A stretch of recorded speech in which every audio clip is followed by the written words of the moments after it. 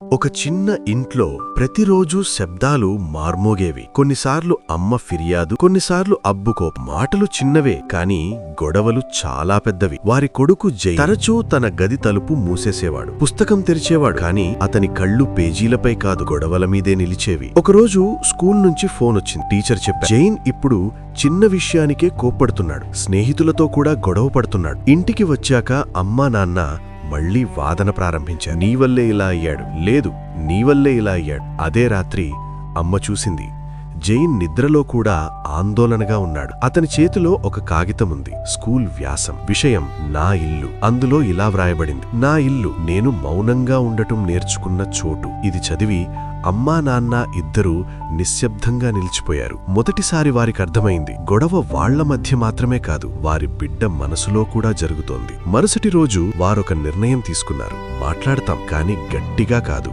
అభిప్రాయ భేదాలుంటాయి కాని అవమానముండదు. కొన్ని రోజుల తర్వాత జైన్ మళ్లీ నవ్వడం ప్రారంభించాడు. ఎందుకంటే ఇల్లు ఇప్పుడు భయపడే చోటు కాదు, ప్రశాంతత కలిగించే చోటుగా మారింది. నీతి: పిల్లలు మనం చెప్పేది కాదు, మనము చేసే పనులనే నేర్చుకుంటారు. ఇస్లాం తల్లిదండ్రులకు నేర్పిస్తోంది, పిల్లల పెంపకం శబ్దంతో కాదు, మంచి ప్రవర్తనతో చెయ్యాలని. ఎందుకంటే విరిగిన ఇళ్ళు పిల్లల్ని కూడా విరిగేలా చేస్తాయి.